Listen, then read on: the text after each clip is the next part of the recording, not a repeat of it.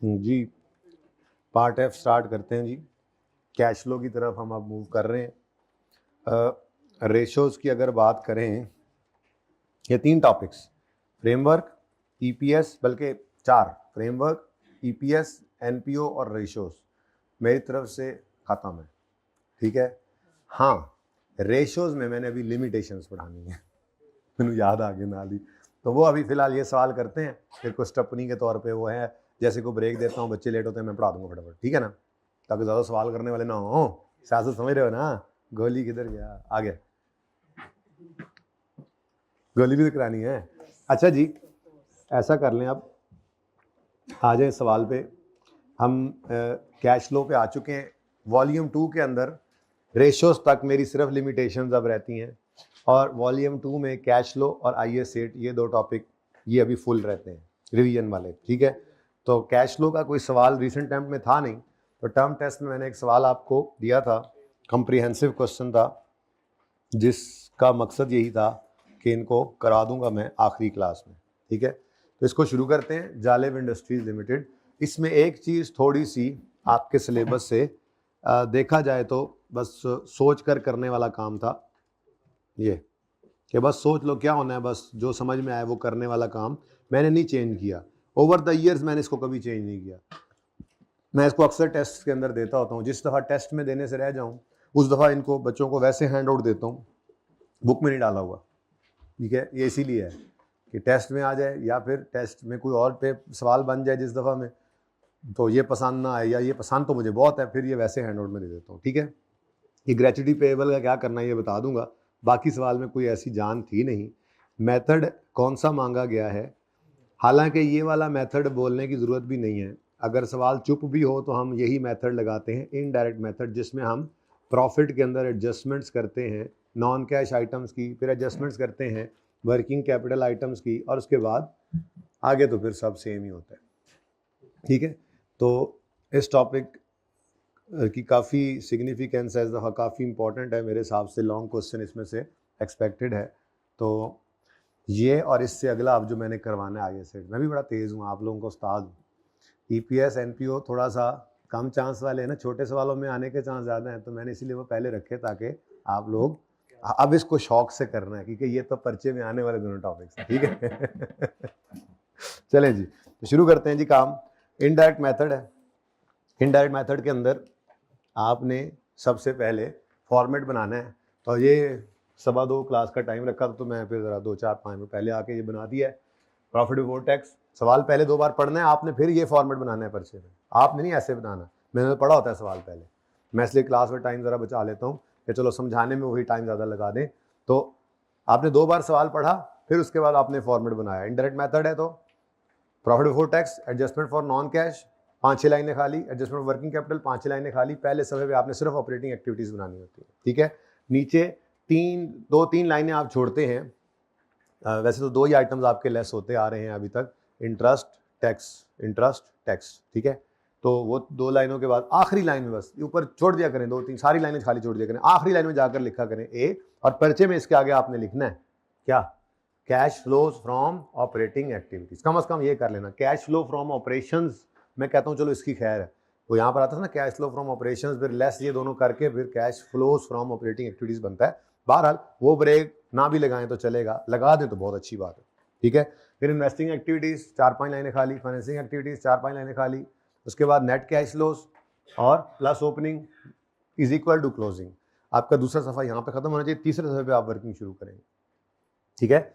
उसके बाद वर्किंग्स में लेजर वाली अवाम लेजर में, वर्किंग कैपिटल वाली वर्किंग कैपिटल में जाती रहेगी, ठीक है। अब ऐसे अंधाधुंध मैं भी नहीं शुरू कर सकता सवाल, मुझे भी पढ़े हुए 6 महीने हो गए ये सवाल, तो आइए ज़रा मिलकर पढ़ते हैं अदर इन्फॉर्मेशन में क्या क्या लिखा हुआ है, ताकि पता हो कि अदर इन्फॉर्मेशन में अगर कोई चीज़ ऐसी है जो अभी आपके एक सफ़े के ऊपर है सवाल, तो ज़रा सहूलत रहेगी, ये नहीं करना पड़ेगा, इसलिए मैंने इसका फॉन्ट ज़रा छोटा करके आपको एक सफ़े के ऊपर कर दिया है। एडजस्टमेंट पढ़े, सामने सवाल को देखते जाए, थोड़ा सा माजरत कबूल कर लें। फॉन्ट गया 11 होता है नॉर्मली, ये 10 पे मैंने कर दिया था।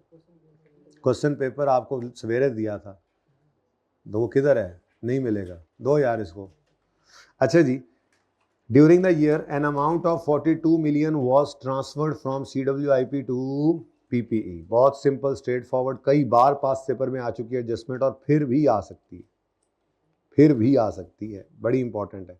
बच्चे को पता ही नहीं होता और बच्चा क्या करता है, इसकी एंट्री नहीं करता, जिसके ना करने की वजह से पीपीई में एडिशन आ रहा होता है, सीडब्ल्यूआईपी में पता नहीं क्या आ रहा होता है, ठीक है। एनीवेज एडजस्टमेंट ए ने इन दोनों को हिट कर दिया, मैंने यहाँ पर लिख लिया, लेकिन ए और बी ये दोनों लेजर्स बन जाएंगे, उसके बाद एडजस्टमेंट है। फिर company sold property, PPE, book value of 15 million पे, और बुक वैल्यू 15 मिलियन की थी, 10.4 पर, यानी कि लॉस पे बेचा, नज़र आ रहा है सामने, ठीक है। तो यहाँ पर एडजस्टमेंट भी इसको टच कर रही है। ऐसे लिखने की पर्चे में जरूरत नहीं है, नज़र आ रहा है, मैं तो आपके लिए लिख रहा हूँ। फिर उसके बाद डेप्रीसिएशन फॉर द ईयर इतनी है, 60% of the depreciation is charge to, मतलब 40% is charge to operating expenses. लेकिन हमें इससे क्या, हमें इससे कोई मतलब है इस मेथड में? हमें इससे मकसद तब हो जब हम डायरेक्ट मेथड कर रहे हों, कॉस्ट ऑफ सेल अलग लेजर में आना है, ऑपरेटिंग एक्सपेंसेस अलग लेजर में आने हैं, तो फिर ये इंपॉर्टेंट हो जाता है। फिर इस एडेप्शन का 60% कॉस्ट इन्वेंट्री के लेजर में कॉस्ट ऑफ सेल वाली फिगर को सही करने के लिए यूज़ करना, और 40% एक्सपेंसेस के लेजर ए में। बातें समझ आ रही हैं? ओके। अच्छा जी, trade debts written off during the year were 1 million. Written off bad debts को हम इग्नोर करते हैं। It is the policy of company to maintain provision at 5% of trade debts. अब फौरन हम ऊपर आए और हमने आकर कहा, मेरे दोस्त डेटर्स किधर हो? उन्होंने कहा इधर है। हमने कहा तुम नेट हो? उन्होंने कहा बिल्कुल मैं नेट हूँ, क्योंकि प्रोविजन मेंटेन होती है, सवाल बता रहे हैं, और अगर फेस पे नज़र नहीं आ रही तो मतलब बिल्कुल सही काम हुआ है, नेट करके डेटर्स को ही शो करना होता है, बैलेंस शीट में उन्होंने किया हुआ है। अब आपको याद हो चुका है, ठीक है, याद हो चुका है कि डेटर्स को ग्रॉस करके चले या नेट। इनडायरेक्ट मेथड में कोई फ़र्क नहीं पड़ता, और आपको आईकैप का जवाब भी मैं बता चुका हूँ कि दोनों मेथड्स से आपके मार्क्स सेम रहेंगे, यानी कोई नेट डेटर्स यूज़ करे या ग्रॉस अप करके प्रोविजन भी करे। आईकैप अपने हर सोल्यूशन में प्रोविजन अलग बताता है, लेकिन आईकैप नंबर नहीं काटता। तो फिर आज सहूलत की तरफ चलेंगे, नेट डेटर्स लेंगे, ठीक है। Okay, next. अब ये आधे घंटे से भी कम में सवाल करना है, क्योंकि कैश फ्लो अब वो कैश फ्लो नहीं है जो पहले 2-4 दिन आपके लिए थी। कैश फ्लो तो अब वो हलवा है, हलवा, हलक से निकालना पड़ेगा। हलवा है जो पर्चे में आप देखते ही आश आश कर उठेंगे, आइन आइन आश आश कर उठेंगे, गाश नहीं खाएंगे इंशाल्लाह। अच्छा, pre payments and other receivables में एडवांस टैक्स पड़ा है। ये थोड़ा डिफरेंट काम किया गया है इस सवाल में, कि हमेशा आपको ऐसी एडजस्टमेंट्स मिलती हैं कि पेएबल्स में ऐसा पेएबल पड़ा है जो लेजर में आना है, आज रिसीवेबल में ऐसा रिसीवेबल पड़ा है जो लेजर में आना है, और कोई खास नहीं है एडवांस टैक्स, कोई खास चीज़ नहीं है। आपका टैक्स का लेजर, लेट से यहाँ पे कोई टैक्स का, ये टैक्स का लेजर बन रहा है, टैक्स एक्सपेंस का लेजर है, तो उसकी लाइबिलिटी क्रेडिट साइड पे ओपनिंग, क्लोजिंग इधर।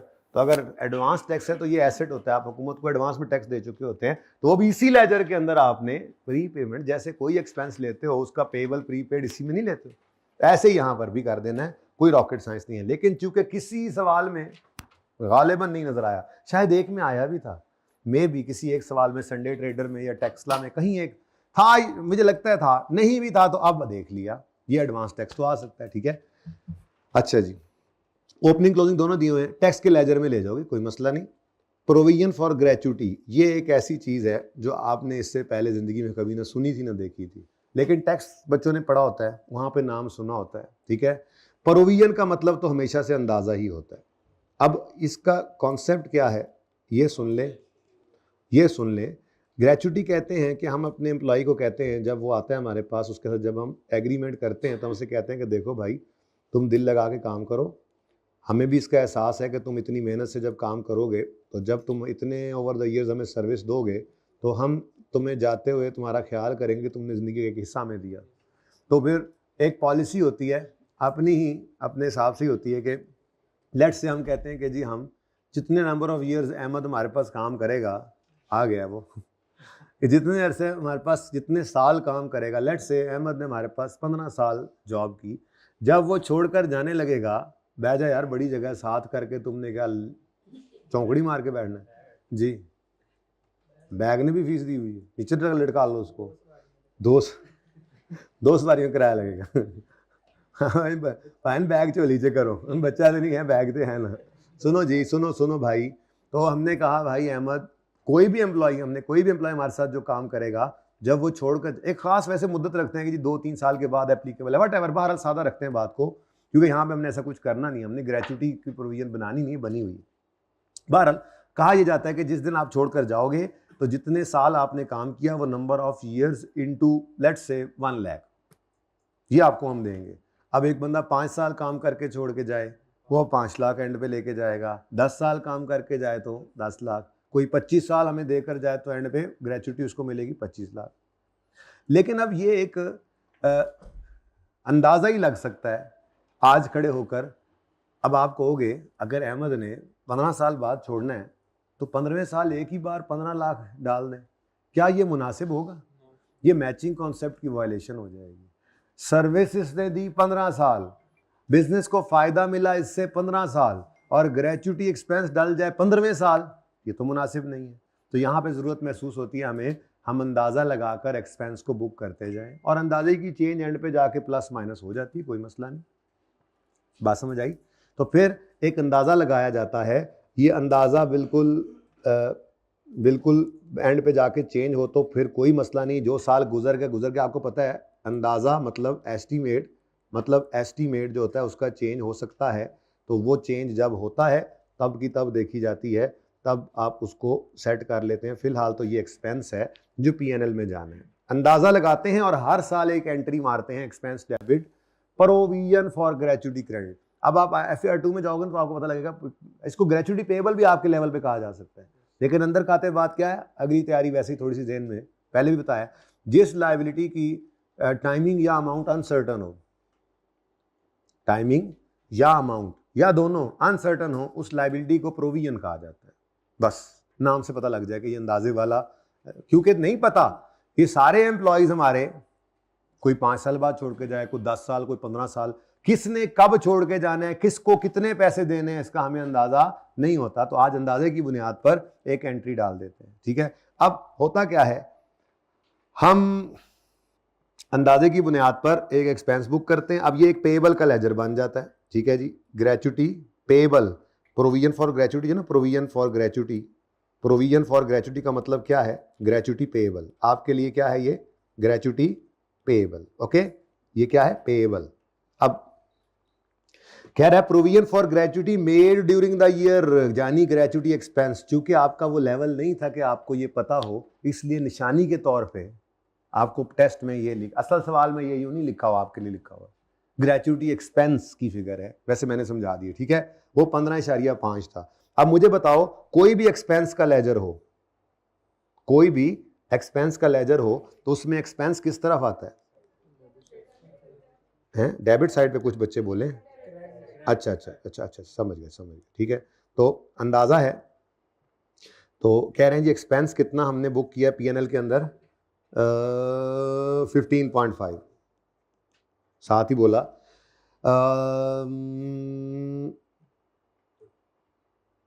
कहीं और कुछ लिखा हो, पेमेंट शेमेंट, एक पेमेंट का यार पॉइंट था, कहीं प्लस माइनस तो नहीं होगा मेरे से सवाल छोटा करते करते, नहीं था? Are you sure? कोई बात नहीं, ओपनिंग है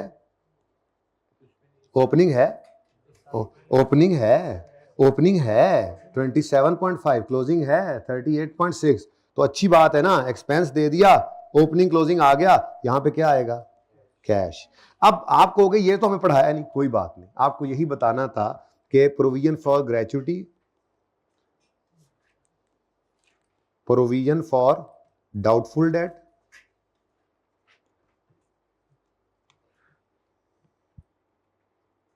provision for warranty,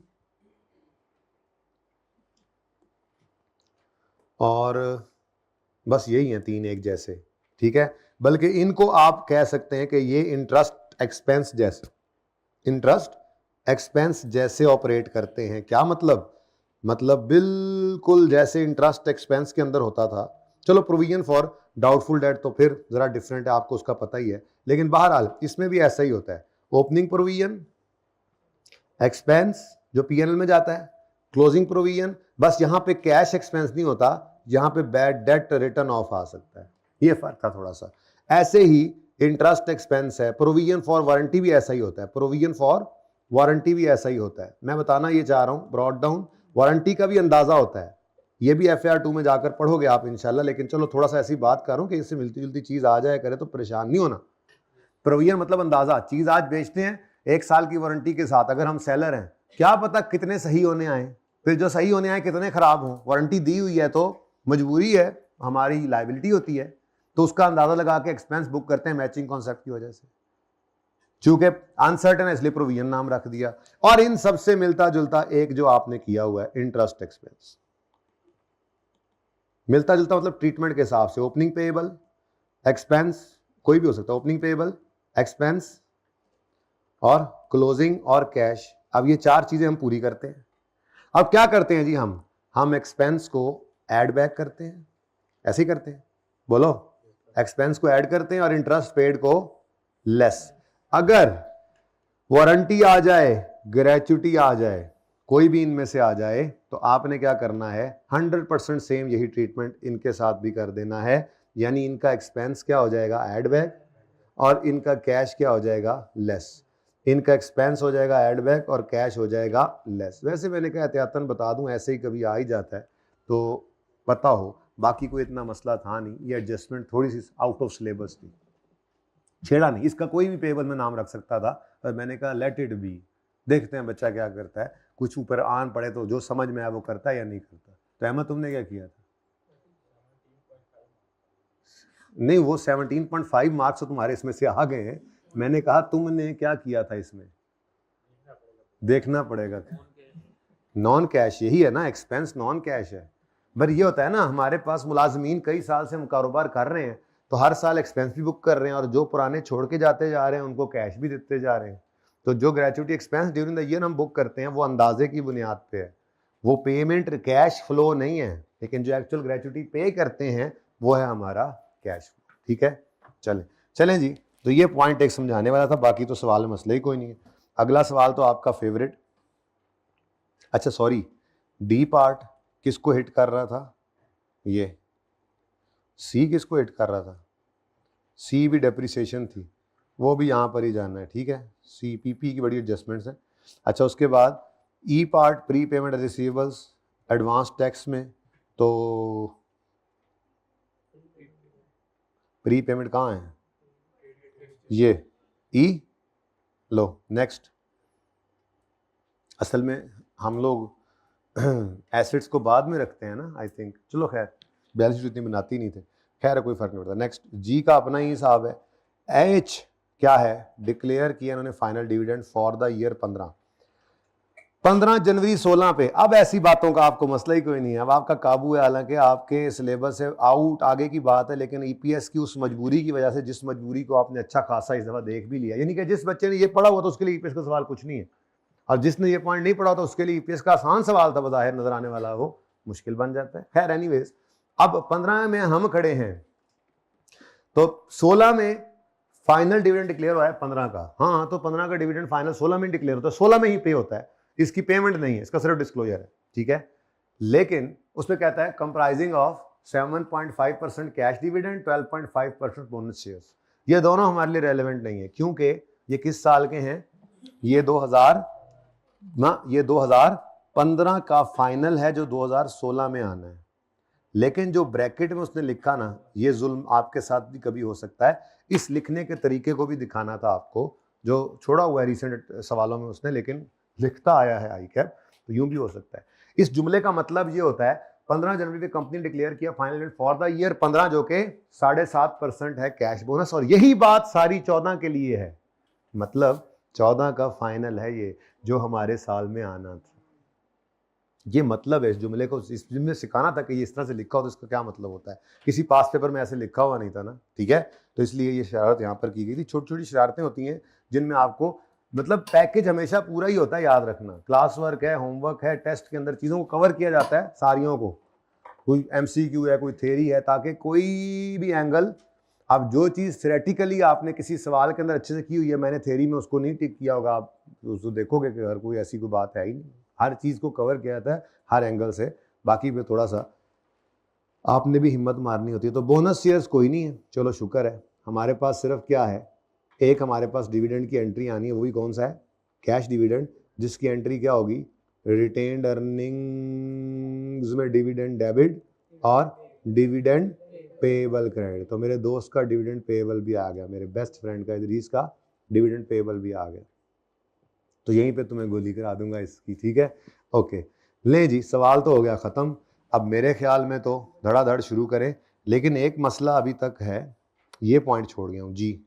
एक्रूअल्स and other payables में पड़ा हुआ है accrued financial charges amounting to, यार ये तो कितनी दफ़ा देख चुके हैं हम, चलो यहाँ लिख लेते हैं एक्रूअल्स एंड पेएबल्स में क्या आ रहा है जी, ठीक है। तो चलें जी फिर शुरू करें, सॉरी हाँ जी है, ठीक है। और एज का डिविडेंड इधर कह दो, अनअप्रोप्रिएट रिटेन्ड अर्निंग्स, और दूसरी तरफ डिविडेंड पेएबल को भी लगेगा ना ये, ठीक है। एफ कहाँ गई जी, एफ का अपना ही सारा खाता है। अच्छा लिख दो, ये कोई जरूरी तो नहीं है कोई इस पे नंबर मिलने हैं यार, मैं तो वैसे ही आपकी सहूलत के लिए लिख रहा था। कितने गया एफ जी बेटा, किसका, हाँ यही तो हमने लेना है, ये 14% ही लेना है, ये एंट्री मैंने इसी की ही करनी है 35% की, इसी की ही एंट्री करनी है, इसी की ही एंट्री है ये, ओके। 15 का फाइनल तो वैसे ही 16 में आना है ना, ये 14 का फाइनल तो 15 में आना है, और बोनस पिछले साल था कोई नहीं कि हमारा होता, इसलिए इससे बचत हो गई, ओके। शुरू करें अब काम, बल्कि ख़त्म करें अब काम यार, ये तो सिर्फ आपकी तसल्ली के लिए था कि देखो कैश फ्लो कितनी आसान है अब आपके लिए इंशाअल्लाह, ठीक है।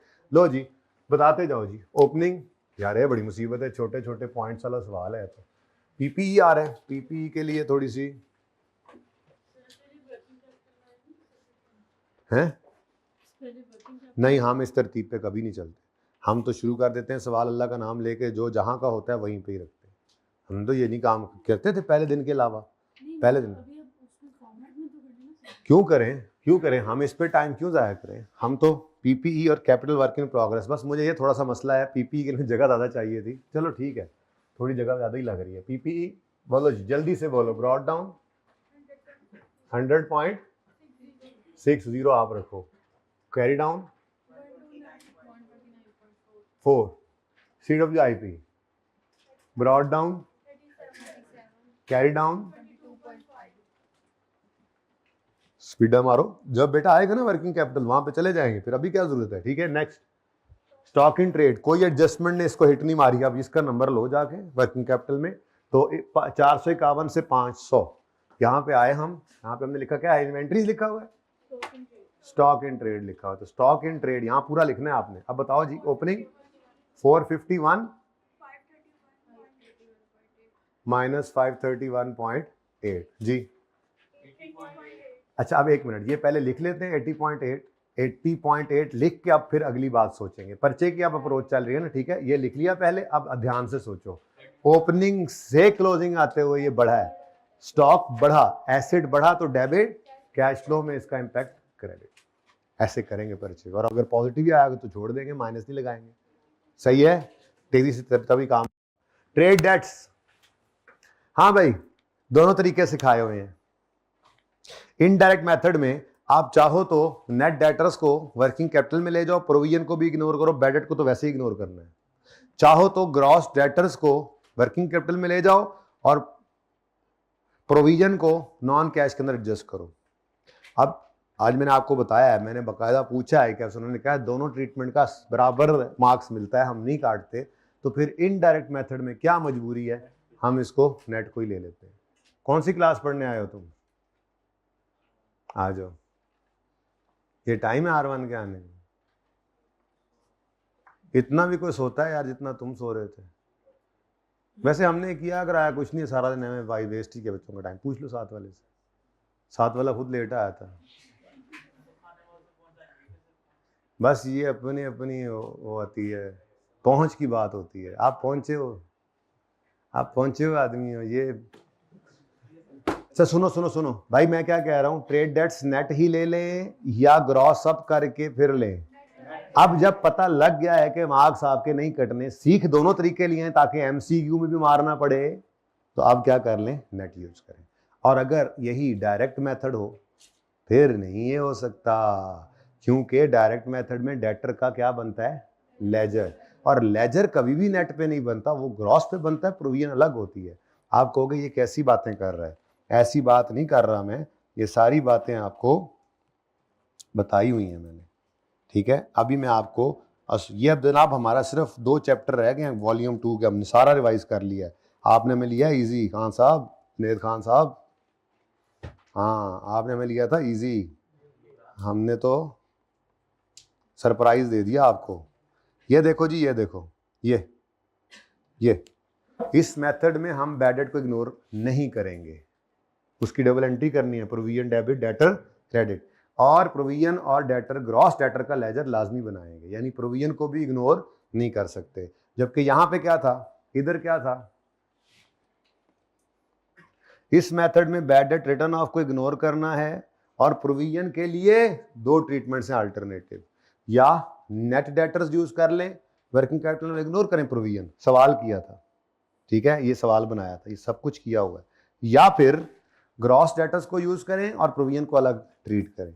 अब हम कौन से मेथड में हैं, अब इनडायरेक्ट मेथड में हमारे पास ये दोनों, बैड डेट ने तो क्या होना है, इग्नोर, बैड डेट ने क्या होना है, इग्नोर। प्रोविजन के लिए 2 ऑप्शंस हैं, जब बराबर नंबर मिल रहे हैं तो लंबा काम क्यों करें, क्योंकि 2 काम करने पड़ेंगे, नेट डेटर्स को पकड़ना है, उनको ग्रॉस अप पहले करना पड़ेगा।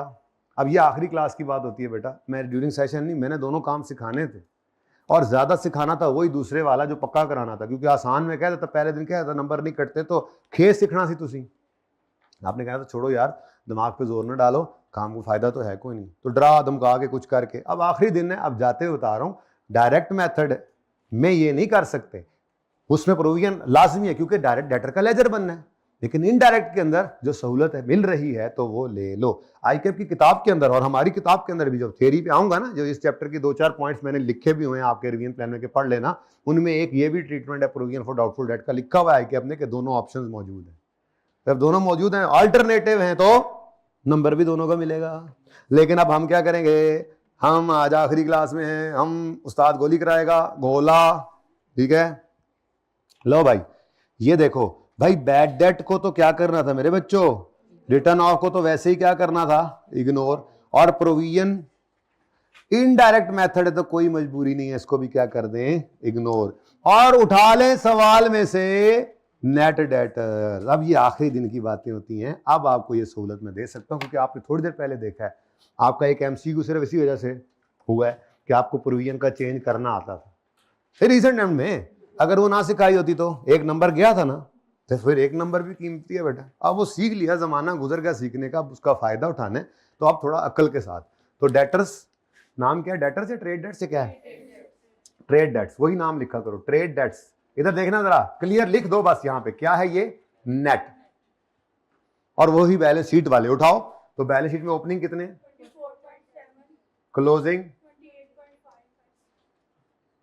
अब पहले इधर आंसर लिखो, यह पर्चे की ट्रेनिंग चल रही, मैं कभी भी ऐसे नहीं कहता था, आज आखिरी बार में कैश फ्लो का सवाल कर रहा हूं, तो मैं जो चाह रहा हूं वो मैं बता रहा हूं, कोशिश कर रहा हूं कि जो भी अब रह गया वही बताऊं, आंसर पहले लिखो 3.8। अब आराम से आकर देखो, ओपनिंग से क्लोजिंग तक बड़ा है, एसिड बढ़ा तो एसिड डेबिट, तो कैश फ्लो पे इसका इंपैक्ट क्रेडिट, आसानी हो गई जिंदगी में, है पॉइंट भी एक निकल गया। लेकिन आज, और अगर यही, मैं बार बार बोल रहा हूं, अगर यही डायरेक्ट मेथड हो तो क्या होगा, फिर ये ऐसे नहीं चल सकता, फिर इसको वर्किंग में ले जाएंगे, ये नेट है, प्रोविजन 5% से इसको ग्रॉस अप करेंगे, डेटर का अलग लेजर बनेगा, प्रोविजन का अलग लेजर बनेगा, फिर जाके बात बनेगी, ठीक है। Next, pre payments and other receivable को बीमारी लाहक है, इसकी बीमारी तो हमने दूर कर दी ना जी, ठीक है। अब प्री पेमेंट अदर रिसीवेबल को यहां से ले आओ, बेड नंबर कोई बेड ही कोई, चलो ये सारी वर्किंग्स भर जाएंगी, मुझे माफ कर दो, मैंने टाइम बचाया थोड़ा, आप लोग आए हुए नहीं थे, ब्रेक पे थे, ठीक है, तो मैं यहां पे नंबर, उम्मीद बड़ी है ये सारे लेजर्स बन जाएंगे, कोई एक आधा रहेगा तो फिर मैं काट दूंगा, ठीक है। वैसे मैंने मोटा मोटा सवाल पे नजर डाली थी, तो मुझे नजर आ रहा था इतने को बानी जाने तो रह ही जाता है, फिर भी कोई तो कोई नहीं, वो नया निकल आया तो और बना लेंगे, कम हो गया तो माफ कर देना, 13वीं वर्किंग करूंगा अब मैं, क्या है जी, क्या है ये, pre payments and other receivables, closing opening, हाँ जी, एज पर क्वेश्चन लिखवा दो। ओपनिंग कितना है? 42 और क्लोजिंग। अब ये लिखकर अब आ जाए उस एडजस्टमेंट पे, साथ ही उसको भी भड़का देते हैं। इतना आसान सवाल होता है। अच्छा, आ गई कोई मुश्किल एडजस्टमेंट, बोरिंग कॉस्ट, हालांकि वो भी आपने देखा हुआ है, गवर्नमेंट ग्रांट उसने मिक्स कर दी, कुछ ऐसा मिक्सचर उसने किया, इन्वेस्टमेंट प्रॉपर्टी का मिक्सचर आप देख चुके हैं, 16 का देख चुके हैं, क्या हो सकता है मैक्सिमम, इन्वेस्टमेंट प्रॉपर्टी डाल दी, इंपेयरमेंट का मिक्सचर आप देख चुके हैं, तो इन्वेस्टमेंट प्रॉपर्टी भी देख चुके हैं, तो गवर्नमेंट ग्रांट अभी तक उसने नहीं डाला, गवर्नमेंट ग्रांट बीच में ऐड कर दे। तो आपको क्या गवर्नमेंट ग्रांट का टॉपिक नहीं आता? क्या आप डेफर्ड ग्रांट का लेजर नहीं बना सकते? क्या उसमें इस साल अगर ग्रांट आई हो तो कैश निकालना हो, नहीं निकाल सकते? क्या इनकम नहीं निकासी से रिवर्स करना हो? सब कुछ हो सकता है, सिर्फ दिमाग को हाजिर रखना। और क्या चीज मिक्स हो सकती है? और तो क्या, ईपीएस मिक्स करेगा इसके साथ, रेशियोज करेगा, वो तो है ही अलग। बात समझिए, ठीक है? आसान है, मुश्किल नहीं। एक दो एडजस्टमेंट, एक आधी एडजस्टमेंट आ भी गई ऐसी जो आपके लिए नहीं थी, तो जो वहां पे समझ आए कर देना। अब 15 से 20 नंबर के दरमियान सवाल, 16-17 नंबर का सवाल होता है, उसमें से 13-14 नंबर कहीं भी नहीं गए, ये पर्चे में आपको पास करवाएगा। लेकिन इसका मतलब ये नहीं है तो ये गीचू गीचू करके सवाल को करो, इसको स्पीड से करना है। जब चीजें स्पीड से, स्पीड से करनी। मेरी तरह मैं बोलता रहता हूँ, आप क्लास में पेपर में बैठे सोचते रहो, नहीं भाई, नहीं, फटाफट करना है, ठीक है? ब्रेक नहीं लगानी, वो सवाल की स्पीड स्टार्ट से रखनी, जो एंड पे भी आप मेंटेन करोगे। स्टार्ट में बना के लिखना, शुरू वाले सवाल ऐसे साफ सुथरे, ऐसे बेहतरीन। जब देखने वाला एग्जामिनर ने कहा, बच्चे ने भी पेपर किया है, एग्जामिनर थोड़ा यूं करके देखे सही जरा आखिरी 2-4 सफे, वो आपको खुद समझ नहीं आना, एग्जामिनर तो बात की बात है। तो एक ही स्पीड रखो कोशिश करके, पेन वो यूज करो जो सारी प्रेपली में यूज करो, वही पर्चे में लेके जाओ। शॉपर में से नवा पेन नहीं निकालना, ये मुझे खाला ने भेजा था यूके से, पहली बार आधे घंटे बाद हाथ पकड़ के बैठे हैं, चल ही नहीं रहा। नहीं, मैं तो एक बॉक्स, जो पेन मैं यूज किया करता था उसका एक बॉक्स लेता था, उस बॉक्स को, क्योंकि मैं तो अकेला बैठ के पढ़ता था, आप फ्लैट में अगर रहेंगे तो आपका मसला है, तो यहाँ पे फिर वैसे नहीं कर सकते जो मैं करता था, तो वो उसमें से वैसे ही 8-10 पेन यूं फेंक देता था कमरे में, क्योंकि पढ़ते हुए ना किताबें हर तरफ फैली होती हैं। मैं नीचे बैठ के पढ़ता था, साथ बेड लगा हुआ है, नहीं नीचे बनाकर पढ़ता था, सोने के लिए फिर बेड पे, ताकि जरा लगे मैं अब सो रहा हूँ, अब मैं पढ़ रहा हूँ, ऐसे। और क्या कर सकता है बंदा, ठीक है? तो ऐसे फैला होता था सारा, वो खुली खुली जगह होती थी, मैदान भी खुला होता था, ठीक है? खुले मैदान के अंदर चीजें पड़ी हैं, अब पेन यूं बिखरे हुए हैं। वो पता है, कभी बंदा यूं टेक लगा के पढ़ रहा होता है, कभी यूं बैठा होता है, कभी इधर जाता है, और जिधर बैठा ना कोई चीज देन में वहां पेन निकल आता था। अब होता क्या था, वो पेन गायब नहीं होता, इसीलिए 5-10 घुमा दिए, अब उन्हीं में से 3-4 पेन उठाए पेपर में ले गए, चलते हुए पेन, और वही पेन जो सारी सेशन, सारी प्रेपली में यूज किया, वही यूज करना है। छोटी छोटी बातें, और स्पीड ध्यान से स्टार्ट से रखनी है। बाकी 1-2 एडजस्टमेंट्स आए, उनसे परेशान नहीं होना, वो आपको फेल नहीं कराएगी। ओके, चलो, मार्कर का यूज कर सकते हैं, मेरा नहीं ख्याल कर सकते हैं, एक ही करना बस चीज यूज, ठीक है? चलो बस बस बस बस बस बस बस आओ। ई बहुत टाइम जाया हो गया यार इन बातों का भी कोई फायदा है? अब इन्हीं बात, मेरे पास अब रह ही यही बातें गई हैं, सिलेबस मैंने पढ़ा दिया। पर्चे के 3 घंटे 15 मिनट हैं, वो मुझे डराते हैं। आपके 3 घंटे 15 मिनट से मुझे खौफ आता है। सारा सेशन गुजर गया, सब पढ़ लिया, आपने घर पे भी पढ़ लिया, 3 घंटे 15 मिनट से मुझे फिर भी खौफ आता है आप लोगों के। आपको नहीं आना चाहिए, मुझे तो आता है, कुछ भी कर देंगे जाके जी। पेट्रोल खत्म हो गया। एडवांस प्री पेमेंट में एडवांस टैक्स पड़ा है 1.4, पिछले साल था 2.2 इधर पड़ा है, और 1.4। अब इधर टैक्स एक्सपेंस का लेजर बना लेता हूं मैं, उसमें एडवांस टैक्स इधर आ जाएगा। कितना है जी? 2.2। ऐसे ही है जैसे पेबल्स के अंदर टैक्स पेबल पड़ा होता था, तो क्या करते थे? यही करते थे, वहां से निकाला, अपने लेजर में रखा, ये लेजर वाला आइटम है, ठीक है? अब लेस कर दिया आपने इसमें से एडवांस टैक्स को, और 33.8 और 30 कहता सही नहीं है, लेकर 39.8 33 अच्छा से अच्छा ही हो गया ये क्लास, जैसे अल्टरनेट पे हुई है ना, मुझे खुद महसूस हो रहा है इतनी FR 1 पढ़ाने के बाद कल मुझे नहीं पढ़ानी चाहिए FR 1, आपको भी नहीं पढ़नी चाहिए। ये कुछ नया नहीं पढ़ा हम सिर्फ कॉन्फिडेंस लिया, लेकिन अच्छा है ये एक साइड पे। आपको टैक्स पढ़ रहा होगा, कोई CMA पढ़ रहा होगा, कल स्विच गियर स्विच, दिमाग फ्रेश, फिर परसों जो रही सही कसर होगी इसकी वो निकाल लेंगे इंशाल्लाह, ठीक है?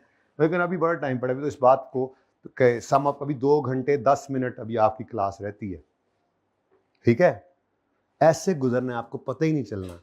और वॉल्यूम 2 खत्म होने के पर पहुंच चुका है। ओए होए होए, कमाल नहीं कर दिया आप लोगों ने। और वॉल्यूम 1 में क्या है, आइए 16 का एक सवाल नोट का 1 घंटे में हो जाना है, सादा सवाल है, आखिरी सवाल, प्लस कुछ मैंने वहां पे कुछ चीज छोड़ी होगी तो मैं छोटी मोटी कर दूंगा।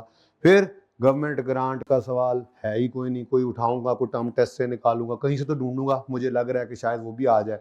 करेक्शन ऑफ एरर से पूछा ही नहीं है, अल्लाह तौबा अल्लाह माफ़ी। अब क्या करें, वो बस IS 8 के साथ ही मिक्स है, तो बस यही है, उसमें तो थोड़ा काम है, ज़्यादा हो गया है। और ये देखो नंबर भी ज़्यादा है इसके, और ये देखो आपका क्या लेवल है इसमें। मैंने तो ये पर्चा आपको नहीं था दिखाया, और 90% आबादी ने देखना भी पसंद नहीं किया होगा, मुझे पता है। शायद मैं अभी भी ज़्यादा बोल रहा हूँ, कम बोल रहा हूँ। 99% लोगों ने ये पेपर नहीं देखा होगा। सर कह जो रहे एंड पे करेंगे, तो करेंगे, हमने भी नहीं देखना, तो वो आपके सामने है। चलें बहरहाल, ये पाक साफ हो गया जी, ओपनिंग से क्लोजिंग ले आओ। एक्रूअल क्या, प्रीपेड क्या है, pre payments and other receivables, इसके लिए वर्किंग नंबर 13 का रेफरेंस दिया आपने। अब बताओ ओपनिंग 39.8 और क्लोजिंग, अब 6 है, वो बाद में देखते हैं, पहले जरा मैं 6 लिख लूं ना बेटा, ये कैलकुलेटर से देख के अब दोबारा देखने आऊंगा। और ये ओपनिंग पक्का पहले रख लेते हैं, हालांकि फर्क नहीं पड़ता, लेकिन अब देखो ना, बार बार देखने जाएं बैलेंस शीट में, एक पक्की डे 1 से आदत बना ली, ओपनिंग पहले ही लिखते हैं, तो हमें पता होगा यूं देखकर ओपनिंग से क्लोजिंग जाते हुए क्या होना है, ठीक है। तो ओपनिंग से क्लोजिंग की तरफ आते हुए 6, अब ओपनिंग से क्लोजिंग की तरफ आते हुए कम हुआ है, एसेट कम हुआ है, तो एसेट क्रेडिट, इधर डेबिट पॉजिटिव ही जोड़ो, ठीक है। नेक्स्ट पॉइंट ई हो गया, पॉइंट डी हो गया, पॉइंट ई हो गया। गल्ला विच कैश एंड बैंक 3 और 12, कैश एंड कैश इक्विवेलेंट में, कैश एंड बैंक ओपनिंग 3 है, क्लोजिंग 12। उसके बाद आपकी एसेट साइड हो गई खत्म, ठीक है। नेक्स्ट इज शेयर कैपिटल है, शेयर प्रीमियम है, अनअप्रोप्रिएट प्रॉफिट्स है, यानी रिटेन्ड अर्निंग्स। तो share capital and share premium इकट्ठा ना कर दूं, जिंदगी बड़ी आसान हो जाती है। अब ओपनिंग अब इकट्ठा किया है, तो उसने तो इकट्ठा नहीं ना किया हुआ था, उसको बताओ कि आपने इकट्ठा किया है जी। कितने वे ये 300 प्लस 300 प्लस 12,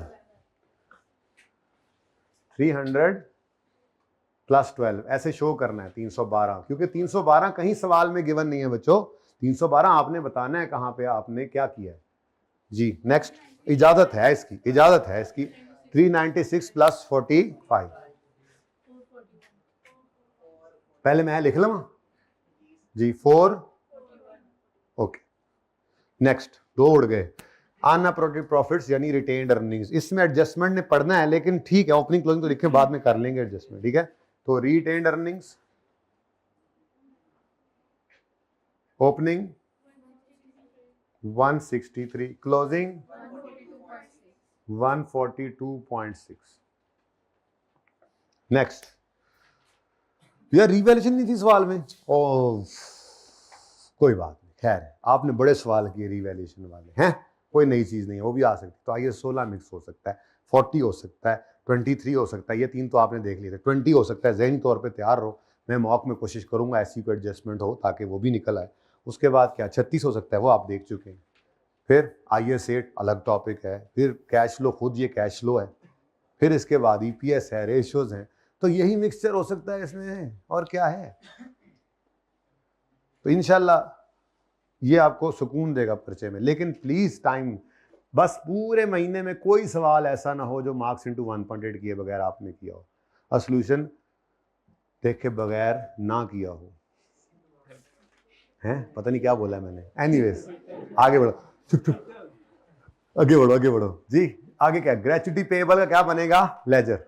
ये नई चीज थी, प्रोविजन फॉर ग्रेच्युटी है, लेकिन ग्रेच्युटी पेएबल आपके लिए लिखा था कि इसको ग्रेच्युटी पेएबल लिखो आप। बहरहाल ग्रेच्युटी एक्सपेंस का लेजर मैं बनाऊंगा, इसमें पेएबल, जैसे आपका कोई भी एक्सपेंस का ले जाओ, ताकि आपके लिए कोई नई चीज ना रहेगी। बताओ जी ओपनिंग,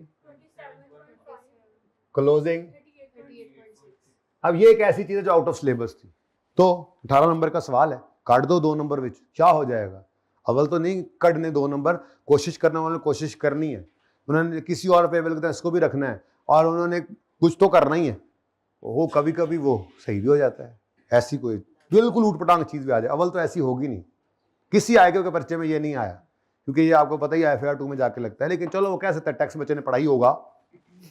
चले नेक्स्ट क्या है, लॉन्ग टर्म, इसकी कोई करंट मैच्योरिटी है नहीं यार?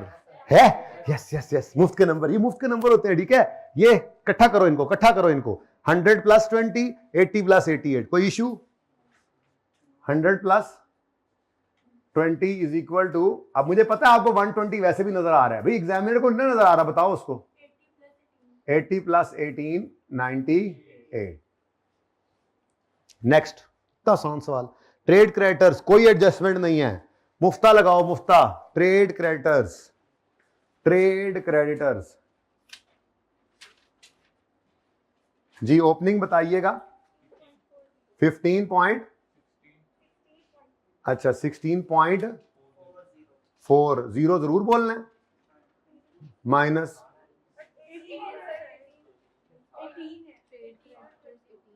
अच्छा ओपनिंग 18.4 भी है, खादिम खुद देख लेता है, खादिम खुद देख लेता है, कोई जरूरत नहीं अब मुझे आप लोगों की, जैसे आप लोगों को अब मुझे मेरी कोई जरूरत नहीं ना रही। हाँ मतलब पूरा हो गया, सही से देख के ये भी नहीं बता रहे, खुद देखो जाके, अस्तगफिरुल्लाह, नाफरमान औलाद, ऐसे ना हो, तोता चशम। चलो हम दसो, 18 और 20, 18 जा 18 जी। अब डिफरेंस है 2। अब देखो लायबिलिटी है, ओपनिंग से क्लोजिंग की तरफ बढ़ी, लायबिलिटी का बढ़ना क्रेडिट है, पहले वो बोलो, लायबिलिटी का बढ़ना क्रेडिट, तो कैश डेबिट, पॉजिटिव ही छोड़ो, ठीक है। अब देखो ये हमेशा मुफ्त के नंबर आपको मिलते रहेंगे, सवाल पढ़ते पढ़ते मिल रहे हैं ये, सुभान अल्लाह, कैसा सवाल होता है ये। नेक्स्ट, एक्रूअल्स बीमार ने, ले आओ इनके जिन निकालें, एक्रूअल्स एंड अदर पेएबल्स। अच्छा अब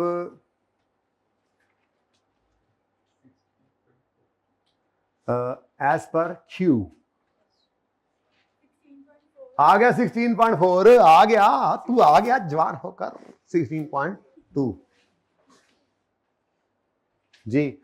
इसमें से कुछ लैस करना है हमने, देखते यार सवाल निक्का करके भी ना पूरा नहीं हो रहा है, ना लंबा सवाल सी, देखने में ऐसे ही खौफनाक होता है सवाल, लेकिन मैक्सिमम मार्क्स वाला ही है, सबसे ज्यादा अच्छे मार्क्स इंशाल्लाह आपको इसमें से आ जाएंगे, पर्चे में से आ जाएंगे, अल्लाह करेगा, लेकिन ये मैं कह रहा हूँ आसानी से आता है। अब कौन सा पॉइंट है जी? ये accruals and other payables include interest payable, आसान के लिए बोलता हूँ, ठीक है।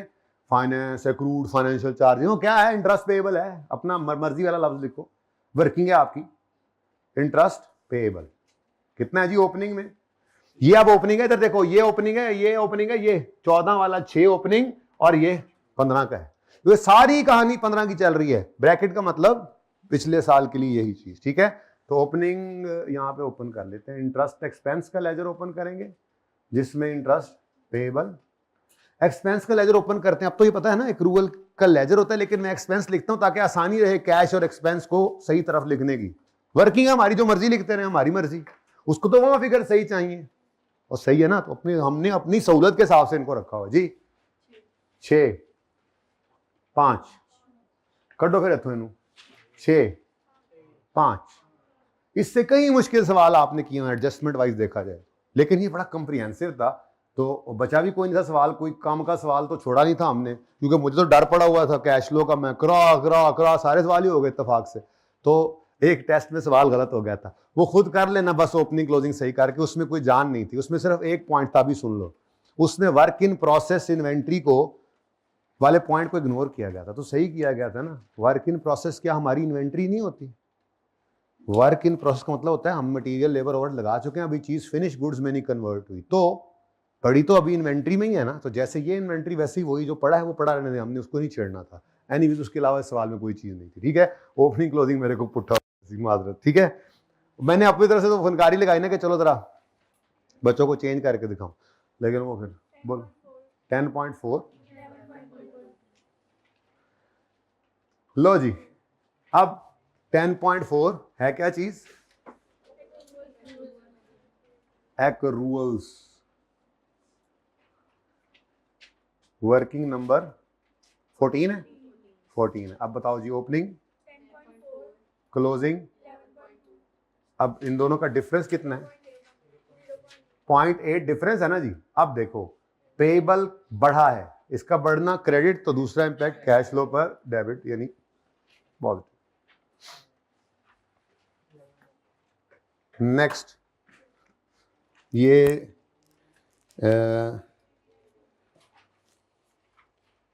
जी हो गया, ठीक है। अब कुछ रहता है डिविडेंड पेएबल। हाँ भाई डिविडेंड पेएबल, आ जा तेरे डिविडेंड पेएबल के जिन निकालूं मैं। Dividend payable, this is a liability, ठीक है। असल में ना जिस वक्त हम डिविडेंड की एंट्री करते हैं तो सारे लोग तो दरवाजे पे खड़े नहीं होते। वैसे भी अब आप शायद लॉ पढ़ रहे हो तो लॉ में भी कुछ 5-6 दिन देता है जिसमें बैंक में डायरेक्ट भेजने होते हैं, लेकिन डे 1 पे तो सारा नहीं ना डायरेक्ट चला जाता। तो एंट्री करते हैं हम, रिटेन्ड अर्निंग्स में से पैसे निकाल लिए, डेबिट कर लिया और उसको फिर एक लायबिलिटी बना लेते हैं। तो एंट्री फिर क्या पड़ेगी? जब डिविडेंड अनाउंस होता है तो उसकी एंट्री पड़ा करती है रिटेन्ड अर्निंग। कहाँ हमारा ये retained earning debit, dividend payable credit. अब अगर सवाल में कोई ओपनिंग क्लोजिंग पेएबल ना हो डिविडेंड का, तो मतलब जो अनाउंस हुआ वो सारे का सारा पे भी हो गया, ठीक है। और अगर कोई ओपनिंग क्लोजिंग पेएबल है तो इसका मतलब उसकी एडजस्टमेंट होगी, यानी कुछ पुराना पेएबल पड़ा था, कुछ नया इधर आ गया, कुछ मजीद पे हुआ, कुछ नए में से पेएबल रह गया होगा, ठीक है। ये है लेजर डिविडेंड का, इसमें क्या रॉकेट साइंस है? एड्डा तुम जो लामा गिला देता है वड्डा करके, डिविडेंड पेएबल मुझे समझा दे, इसमें क्या समझा? अच्छा पूछ लो, वैसे आज मौका है।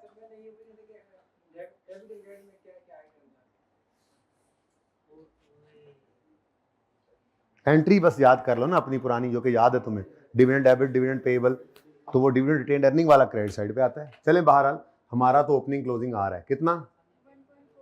1, फिर वही 0, आगे 3 सिर्फ 3, ठीक है जी। लो जी, अब इसको भी माफ नहीं करना, लेकिन याद करो इसके अंदर ये और ये कोई नहीं आता था। फिर फाइनेंशियल चार्जेस चाहिए हमें, इंटरेस्ट के लेजर में जाएंगे, और उसके बाद लॉस ऑन, ये क्या चीज है? ठहरो, ये ऑपरेटिंग एक्सपेंसेस हैं, ये नहीं जाते, मैं गलत जगह टिक कर देता, ये दोनों मुझे चाहिए, ठीक है। अब ये सारे कहां पर सेट हो जाते थे? वर्किंग कैपिटल आइटम्स में। याद आया कुछ? एक प्रूफ, ये अभी जो सवाल दिखाया था ये भी तो प्रूफ किया था। जैसे यहां पर आपकी सेल 1875, कैश 1748 में कन्वर्ट हुई, कितने गया ये? ऐसे ही सारे बाकी भी परचेजेस भी कैश में, बाकी एक्सपेंसेस भी कैश में खुद ब खुद कन्वर्ट होते थे जब हम वर्किंग कैपिटल आइटम्स की चेंजेस लेते हैं, ऑटोमेटिकली ये हो जाता, ठीक है ना। तो एक समझा दिया था, बाकी फिर आपको मान ही लेना चाहिए। अब ये दोनों मेरे लिए रेलेवेंट हैं, ठीक है। इंटरेस्ट एक्सपेंस पीएनएल में और लॉस ऑन सेल ऑफ, तो ये इंटरेस्ट एक्सपेंस आ गया कितना? 10.5, और डिस्पोजल यहां पे बना लो, डिस्पोजल का लेजर है, लॉस है गेन है? वैसे भी वो एडजस्टमेंट पढ़ते हुए हमें पता लग गया था कि ये लॉस पर बिका है, तो यहां कहीं छुपा भी पड़ा होता तो हम घसीट के उसको बाहर निकालते, ठीक है। लेकिन एक बात बताऊं, डायरेक्ट मेथड में एक मसला आ सकता था अगर ये डायरेक्ट मेथड का होता। वो कह रहा है प्रोविजन फॉर डाउटफुल डेट है, तो फिर लेजर बनता और बैड एक्सपेंस भी आता, वो एक्सपेंस फेस पे नजर नहीं आ रहा, तो कहां पड़ा होता? ऑपरेटिंग एक्सपेंसेस में, और कहां? तो ये आज होमवर्क में दूंगा आपको, जालिब को डायरेक्ट से करना है आपने, फिर सोल्यूशन दूंगा, दिल करे तो कर लेना, नहीं तो जब दिल करे रिवीजन में कर लेना, सोल्यूशन मैं दूंगा आप लोगों को अगली क्लास में, अभी नहीं देता, वरना आपने देख के कहना सही है, सही हुआ है एडे तुसी इंस्पेक्टर। हाँ अच्छा जी, ठीक है ना। तो ये जरा मैं ये चाह रहा हूं कि ये खत्म हो कहानी ना, ये भी लड़ाई खत्म हो, डायरेक्ट इनडायरेक्ट का थोड़ा सा शुबा रह गया ना, इस एक सवाल को पकड़ो दोनों तरह से। मैंने 2 सवाल आपके रिवीजन प्लान में डाले हैं जो दोनों तरह से करने हैं, एक ये, दूसरा यूनिवर्सल क्वेश्चन बैंक गालिबन 2, ठीक है। ये दोनों सवाल आपने डायरेक्ट मेथड इनडायरेक्ट से दोनों से करने, एक सीटिंग में बैठना, ये दोनों सवालों को एक सीटिंग में करना, पड़का देना, साइड पे करना, कैश लो, वड्डी आई कैश लो, फिर क्या के अगले टॉपिक पे चले जाना, ठीक है। ओके, करोगे ना ऐसे ही।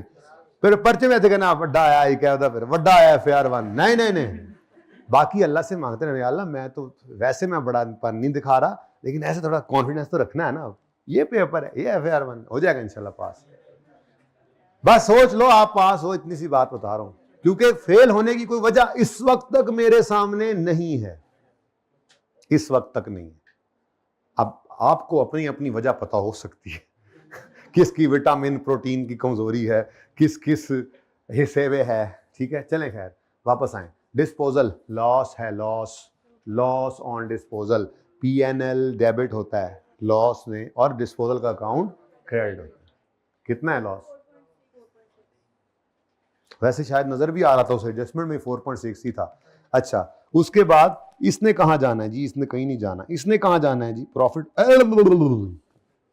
स्टार्टिंग पॉइंट है, स्टार्टिंग पॉइंट है, कैश फ्लो का स्टार्टिंग पॉइंट है 191.4। तो ये रुपीज इन 1000 कर रहे हैं, मिलियन कर रहे हैं हम? बताओ तो सही।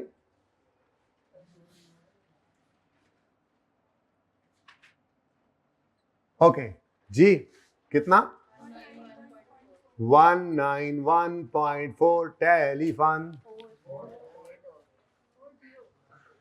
देखा, लिखा 4 हो 8 गया, इधर मोक्कल हैं हजरत के ये नहीं कह देना ये भी मेरा एक मोक्कल है जिसने सारा सेशन हमें पढ़ाया है अच्छा जी, लो भाई,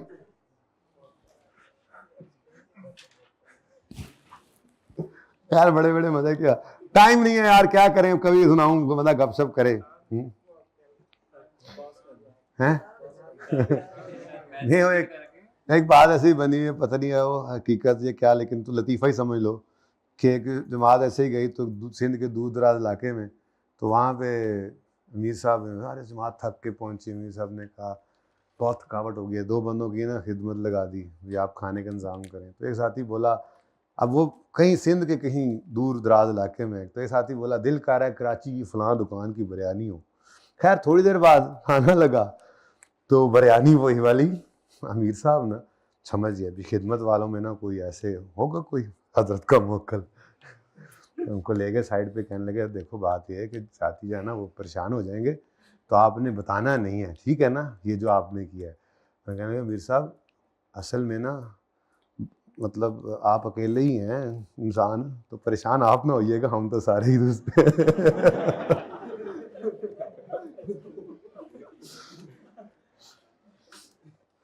लतीफा था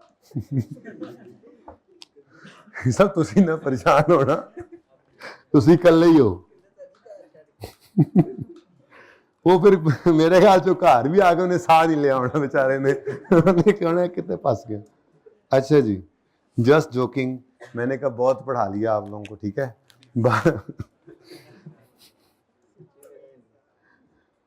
तो क्या अच्छा प्रोविजन, अच्छा चलो ये रहता है अभी। अब कहाँ पे थे हम? हाँ भाई, ये टैक्स भी रह गया है, इस टैक्स को भी ले जाओ और पैट को भी ले जाओ, तो 106.8 टैक्स के लेजर में जाएगा। और बोलो इंसान ही हो ना सारे, कि थोड़ी देर बाद उसी कहना है कि हजरत कहना सर जी सारे ही मेरे मोक्कल हैं पता लगे भी एकदम से ऑनलाइन में, लेकिन ये क्या हुआ, स्क्रीन पे अंधेरा आ गया है उस्ताद नहीं नजर आया। उसके बाद टैक्स एक्सपेंस जी, अच्छा इस सवाल में पेएबल नहीं है, एडवांस टैक्स है, टैक्स पेएबल भी हो सकता था एट द सेम टाइम, परेशान नहीं होना, बता रहा हूं पर्चे में हो सकता है कि टैक्स प्रोविजन फॉर टैक्सेशन भी हो, ये कोई एडवांस टैक्स दे रखा हो और टैक्स लायबिलिटी दूसरी हो जो इस साल की बनी हो, तो एडजस्टमेंट मिलती होती है, तो दोनों भी आ सकते हैं, ये ना समझना कि ये आ गया दूसरा नहीं आना, पर इस सवाल में नहीं, ठीक है। एक्सपेंस, हाँ हाँ एक्सपेंस चल हम बस कर देना, कहीं ना जाए, मजा ना खराब किया कर यार बात का, देखना मजा खराब हो जाना है, तू कहता रहेगा तो मजा खराब हो जाएगा। किधर है मोकल? हाँ मुजम्मिल, हमने तुम्हारा नाम मुजम्मिल रखा है, ये वही है ना मुजम्मिल हजरत जी। अच्छा जी नेक्स्ट पैट आ रहा है, पैट रिटेन अर्निंग में लिखो पैट 80, लो जी सारा पीएनएल भी पोस्ट हो गया। अब एडजस्टमेंट्स देखो, मुकाओ कहानी यार, बड़ा आया कैश लो। हाँ बिल्कुल होगा, मैं नॉन कैश में ऐड किया है अभी तक, मैं लेजर पूरा करूंगा, फिर दोनों फिगर्स एक ही बार लेके जाऊंगा, लॉस को नॉन कैश में ऐड करूंगा और कैश रिसीव तो हुआ है ना डिस्पोजल पे, इन्वेस्टिंग एक्टिविटी में उसको इनफ्लो लूंगा एक ही बार। अभी मैंने लेजर बैलेंस नहीं किया, आप बिल्कुल ठीक फरमा रहे हैं, लेकिन मैं लेजर बैलेंस करके ही दोनों चीजें लेके जाता होता हूं डे 1 से। तो आज मैं क्यों डिफरेंट करूं, जाते जाते मैं नवा कट्टा खोलना, चीजें कम करूंगा आज, ज्यादा थोड़े ही करूंगा आपके लिए। जैसे देखो आपको इतनी सहूलत दी है, प्रोविजन आ गई है, आप इनडायरेक्ट मेथड में लिफ्ट ही ना कराएं, तो यार साइड पे हो जाओ, आई के अपने का पूरे नंबर है, साइड पे हो जाओ, 2-3 मिनट बच जाते हैं, अच्छा खासा काम है। पहले ग्रॉस अप करो, प्रोविजन अलग निकालो, फिर प्रोविजन के अलग एडजस्टमेंट लो, फिर और मार्क्स भी पूरे। लेकिन अगर डायरेक्ट मेथड आ जाए तो फिर नंबर इसके हैं भी सही, और जाहिर नंबर हैं तो फिर उसके ऊपर एफर्ट भी करनी चाहिए, फिर फायदा भी होगा, 2-3 नंबर उसके होंगे तो 2-3 यूनिट लग भी जाए तो कोई हर्ज नहीं, ठीक है। अच्छा जी, during the year 42 million transfer from CWIP to PPE, कितना जी 42, PPE डेबिट CWIP क्रेडिट, इतनी आसान एडजस्टमेंट। नेक्स्ट, कंपनी ने सेल करा है 15 बुक वैल्यू वाला 10.5, 10 शरिये 4 का, यही तो गलती सी, मतलब यही तो लॉस था। एनीवेज कितना सेल जी, डिस्पोजल में क्या फेंकना है, कितनी बुक वैल्यू 15 वाला, कितने का जी, अच्छा तो ये उसने सारा कुछ ही बताया हुआ था सवाल में, तो बैलेंस हो गया, नजर भी आ रहा है 15 वाला 10 शरिये 4 का, तो ये लेजर भाई बैलेंस हो गया, अब मजबूरी है कर दो इसको, बाद में ये ना हो भूल जाए। तो प्लस लॉस है ना, माइनस हो चुका था, तो प्लस करो लॉस ऑन डिस्पोजल, ये भी सवाल में गिवन था कितना, और cash received on disposal of PPE, cash received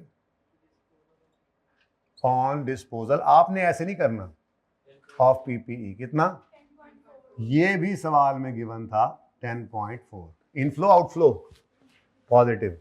बेटा जी आपने ना, मैंने कहा ये एब्रीविएशन यहाँ पे यूज नहीं करने, ठीक है, अनलेस के ऐसी सिचुएशन जैसे स्टूडेंट ने कहा थोड़ी देर पहले कि बिल्कुल ही 2-4 मिनट रह गए, अब क्या करें, तो फिर मजबूरी है, वरना एब्रीविएशन यूज नहीं करने, पूरा लिखना है PPE, या तो फिर कहीं एक बार PPE के आगे प्रॉपर्टी प्लांट कंपनी PPE लिख दो, फिर तो चलो चलेगा, लेकिन ये इस तरह से करना, कैश रिसीव नहीं, रिसीव पूरा लिखो ना।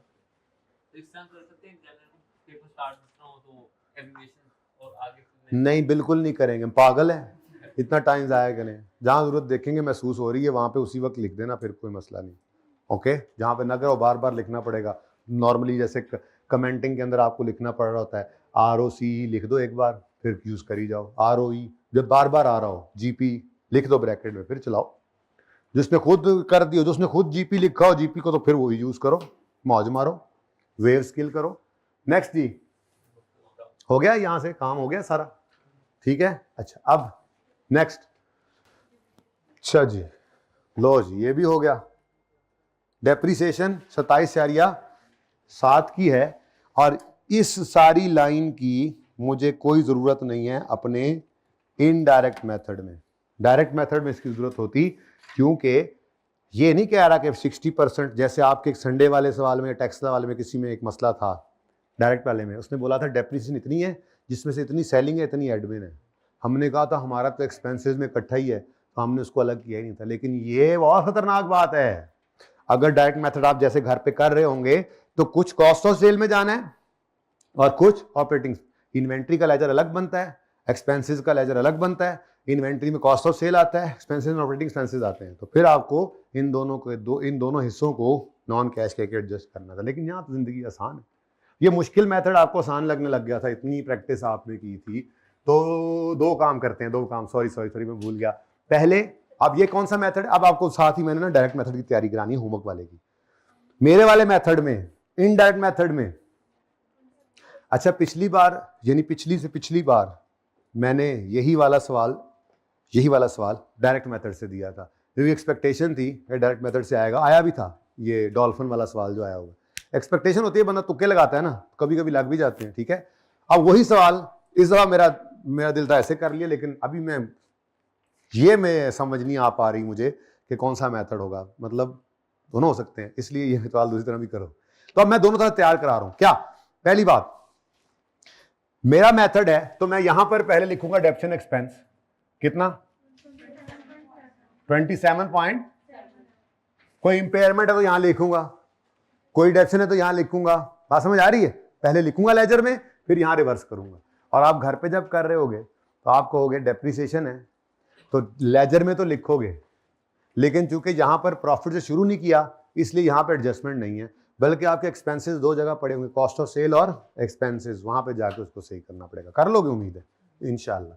खैर फिलहाल तो प्लस करो डेप्रिसिएशन एक्सपेंस 27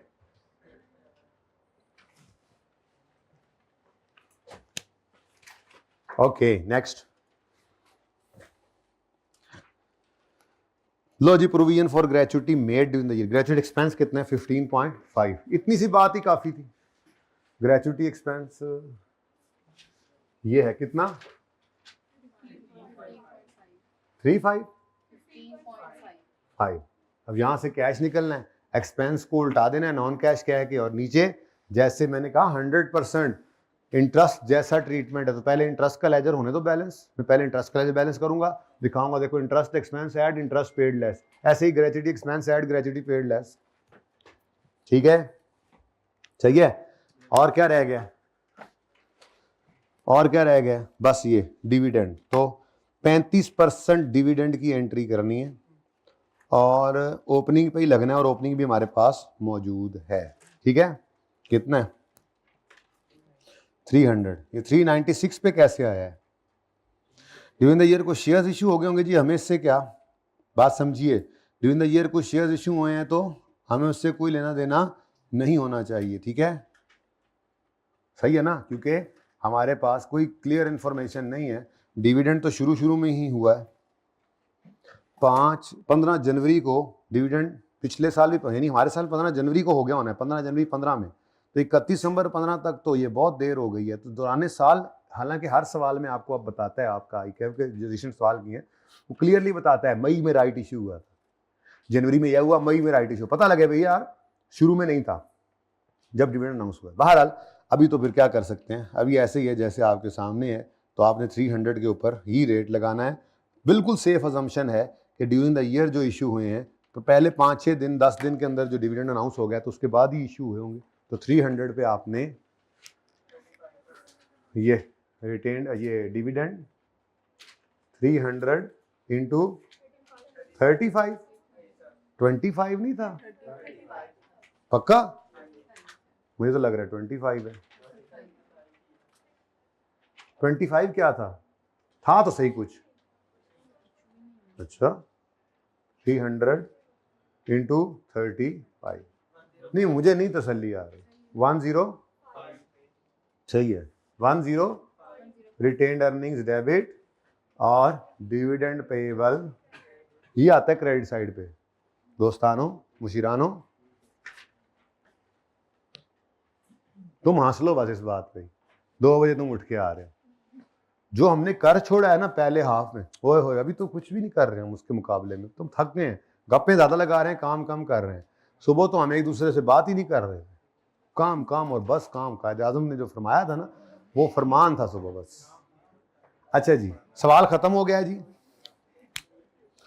और अब एक मजे की बात बताऊं, ब्लू पेन दो मुझे, मजे की बात बताऊं, ये कोई आम सवाल नहीं है, ये कोई आम सवाल नहीं है, ये FAR 2 का एक पुराना पास पेपर है, तो छोटा सवाल नहीं है। अपनी प्रैक्टिस को इजी मत लें, अपनी तैयारी को इजी मत लें, एक अच्छा सवाल है, एक अच्छा सवाल है।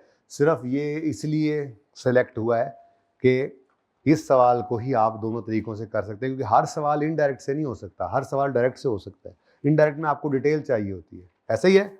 चलो शुरू करते हैं फिर। पीपी को बैलेंस करो तो 29.5। ये सही तो नहीं है फिर भी यार, कोई और बिलू दो। छोड़ो इसको, छोड़ो। मसला ये कि जिसने चस नहीं कराई। जी मेरे बच्चों, ये क्या है? एडिशन इन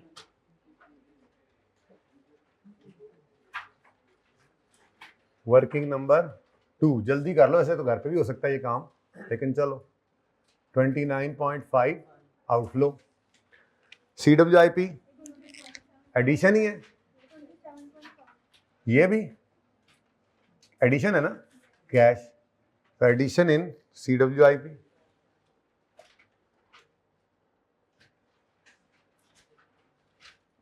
27.5, ये भी आउटफ्लो है। इधर एक्सपेंस है, यहां पर पेड आ गया जी, एग्जैक्ट। अब एक्सपेंस ऐड नहीं करना, क्योंकि स्टार्टिंग पॉइंट क्या है? PBT। इसमें से टैक्स माइनस नहीं हुआ। हाँ, टैक्स पेड को हाँ माइनस कर दो। Working number, answer 106। Share capital and share premium, जिंदगी आसान होगी। 2 लेजर एक कर लिए। 129 कैश इनफ्लो लग रहा है, नए शेयर्स इशू हैं, तो shares issued working number 5, 129 inflow है। रिटेन्ड अर्निंग्स चेक करो, बैलेंस हो गया या कोई नवा कट्टा खोल रहा है? बैलेंस हो गया है, चलो जी बेहतरीन हो गया फिर। You are balance already. ये सारे गए, सारे गए। क्या सवाल था? वैसे तो कैश फ्लो का कोई सवाल भी अब ऐसा नहीं है जिसको आप कहें कि यार ये चैलेंजिंग है। खड़काओ परे बस। 4.4 का कैश है बस। वैसे सचमुच 4.4 ही है। चलो ठीक है। अब इधर देखो, पहले इंटरेस्ट को कर लें जरा। इंटरेस्ट को जरा बराबर करो पहले। इंटरेस्ट का कैश कितना है? 5। ये 11.5। अच्छा, अब इधर देखो, ये इंटरेस्ट है। इंटरेस्ट, इसका क्या ट्रीटमेंट था? एक्सपेंस को ऐड करते हैं, कैश को नीचे आकर लेस। तो हमें यहां पर आकर लिखा प्लस इंटरेस्ट एक्सपेंस। ये सवाल में गिवन था आई थिंक, ऐसा ही है। बोलो 10.5 क्या हो गया? Add back. और इधर देखो, इंटरेस्ट पेड आपने निकाला वर्किंग नंबर 9 में, कितना? 100% सेम ट्रीटमेंट इस ग्रेचुटी एक्सपेंस का, कोई चेंज नहीं है। वारंटी आ जाए गलती से भूल के उससे, सेम ट्रीटमेंट, कोई चेंज नहीं। वैसे एहतियातन तैयारी करा दी, ठीक है। अब ओ यार ये लेजर ही खाली रह गया, ओए होए। चलो ये खाली रहे बरकत के लिए, हैं, कोई बात नहीं, खाली रहे। किसी को क्या कह रहा है? ऐसे काट दो यहाँ पे आगे नंबर, कोई बात। पर्चे में ऐसे कर देना, ये कोई निकलना ना है कुछ वैसे, ऐसे कर देना पर्चे में भी, बाद बन गया तो। हाँ जी, अब हाँ ये कर दो पहले। इंटरेस्ट एक्सपेंस ये की तरह से ग्रेचुटी एक्सपेंस PNL में, जो भाई एक्सपेंस तो नॉन कैश है ना, पेड असल फिगर है। कितना expense? Expense 15 point add back किया, और पेड ये आपने निकाला है ग्रेचुटी पेड। कोई फर्क है जी दोनों में? हाँ, वर्किंग 7 का फर्क है जी, 4. ठीक है। और कौन सा लेजर रह गया जी? हो गया ये। लॉन्ग टर्म लोन को भी करो। प्रीपेमेंट नजर आ रही है, कैश आउटफ्लो है 22।